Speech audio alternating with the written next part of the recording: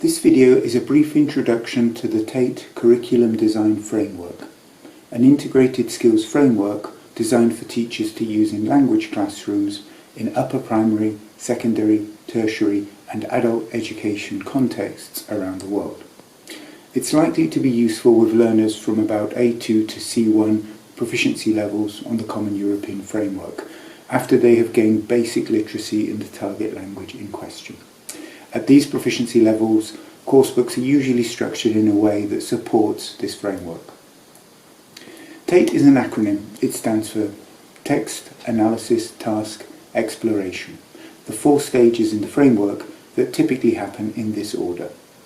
The article that describes and justifies the framework was published in ELT Journal as part of a point-counterpoint feature with Rod Ellis in 2020. My article critiqued an earlier modular task-based framework that Rod Ellis proposed and argued that TATE would be more appropriate. The TATE framework has an earlier research-informed history, originating in my earlier study into the structure of English language teaching coursebooks conducted a few years before. That research analysed the structure of global ELT coursebooks, which also tend to influence the structure of coursebooks used in national contexts and curricula worldwide.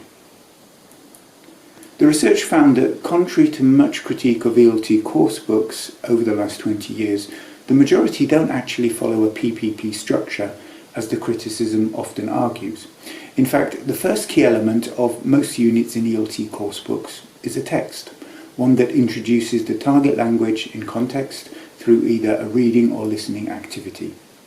This enables learners to gain passive exposure to language in context and allows for opportunities for noticing this target language prior to any analysis. And this analysis can of course happen in a range of ways. In the same piece of research, I also found that most ELT textbooks include some kind of opportunity for practice or activation of the target language. This can be sometimes controlled, sometimes freer practice, and sometimes both. In this earlier piece of research, I suggested that context analysis practice, or CAP as an acronym, is essentially a hidden paradigm that has evolved in coursebooks without being explicitly recognised or noticed. See my separate video on this framework, in which I also emphasise that CAP is not based on research on how learners learn or how teachers should teach. It's simply based on evidence of what are dominant frameworks and structuring elements used in ELT coursebooks. At the same time, I began wondering how this framework could be improved to align it more with research evidence about how learners do and don't learn effectively. And here, as always, I was interested in evidence both from basic education, which is important given that so many language curricula are today implemented in formal primary and secondary education, and evidence from research into how languages are learned, including the learning of grammar, lexis, and skills acquisition.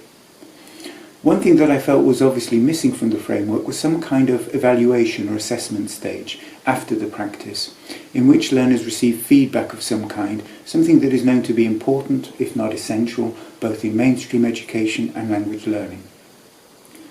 While most teachers do include a stage of this type, the coursebooks don't necessarily make it clear how they should do this. So initially I proposed extending the acronym to CAPE, Context, Analysis, Practice, Evaluation. This was, I felt, a potentially useful addition, but it still didn't help to overcome a number of arguable weaknesses within the coursebook unit structures and the CAP framework as a means to reflect this. So I proposed TATE as a more appropriate yet realistic alternative. One of my arguments in proposing it relates to one of my criticisms of task-based language teaching, that it is essentially incompatible with predefined synthetic curricula. I don't want to go into too much detail about this complex area of language learning here, which is very contested. See the article itself where I do address these issues. But what I wanted to do was to develop a framework that teachers would be able to use and adapt effectively with a range of typical coursebook unit structures, and the TATE framework was the outcome of this attempt. Let's look at the 4 stages of the framework now. The first stage of the TATE framework is text.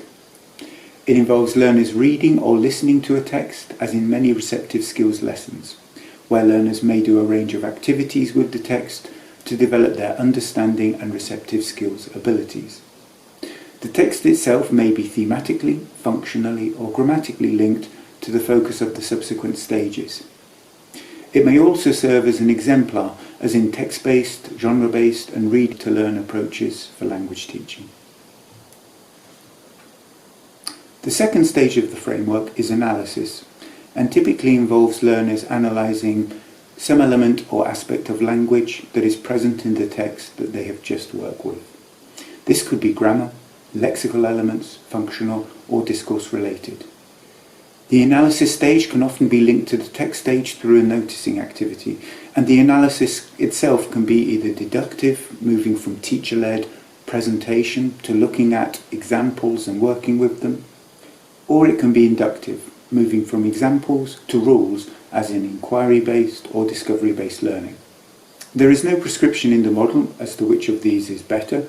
This will always depend on contextual factors. And there is also no prescription as to whether this analysis should be conducted monolingually or multilingually through the inclusion of translanguaging, for example. This will also depend on context. The third stage of the framework is task.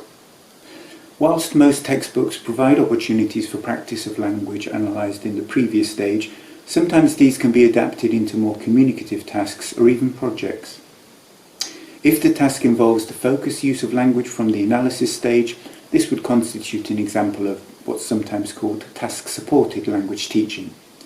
However, there is no expectation or need within the TATE framework for the task to activate language from the analysis stage. It could be thematically related to the analysis and to the text, meaning that TATE is also potentially compatible with stronger task-based models of language teaching. As with the analysis stage, in some contexts, it might be natural for learners to translanguage during the task.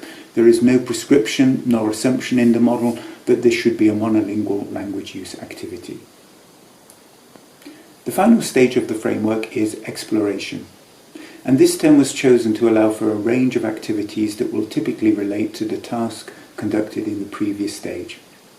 These can include self, peer, and teacher evaluation of achievement or performance during the task, focusing on how well it was completed and reflecting on any challenges faced. Alternatively, during the exploration stage, there may be presentations, peer review, or even performances related to the task. There could also be a focus on emergent language, including, but not only, error correction or focus on forms. It may include scaffolding activities and exploration of lexis that emerges more organically from the task. And exploration can even involve identifying potential learning needs and opportunities arising from the task or from earlier stages of use of the framework in the lesson. In this sense, the exploration stage can be a type of learning-oriented assessment. The framework figure from my 2020 article in ELT Journal also includes reference to some of the potential cognitive processes likely to be taking place within and between different stages of the TATE framework, linking it to certain aspects of research on second language acquisition and translanguaging in particular. Since this article was published, a number of scholars have conducted research on the TATE framework. These include a study by Madiang Rai and Nushi from 2025. This study compared the TATE framework to a task-based teaching framework within a quasi-experimental design. The authors found that students in the class that used the TATE framework consistently outperformed those in the task-based class on measures of complexity, accuracy and fluency, and also slightly improved their usage of the target language structure being taught, the passive voice.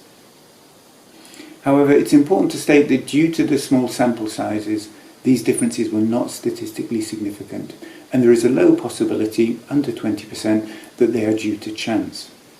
Nonetheless, the fact that TATE performed better than task-based language teaching on measures that task-based language teaching typically prioritises as appropriate measures or outcomes is an encouraging sign, offering further support for the increasing body of research that favours task-supported language teaching over task-based language teaching. Chinaza Solomon Ironsi has also conducted research involving both the CAPE framework and the TATE framework, albeit in modified format.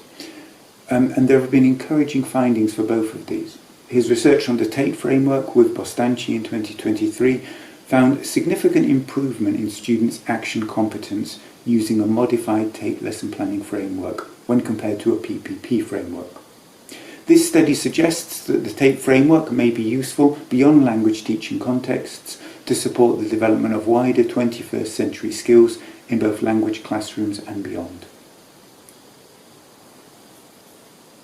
The TATE framework is potentially useful for a number of reasons. Firstly, it is a clear and relatively intuitive integrated skills framework, including opportunities for both receptive and productive skills work, as well as both pre- and post-task language focuses as and when required. Secondly, in contrast to many task-based language teaching frameworks, it is compatible with the design and content of most language learning coursebooks, both those used globally and those used in specific national contexts, particularly in secondary and post-secondary education.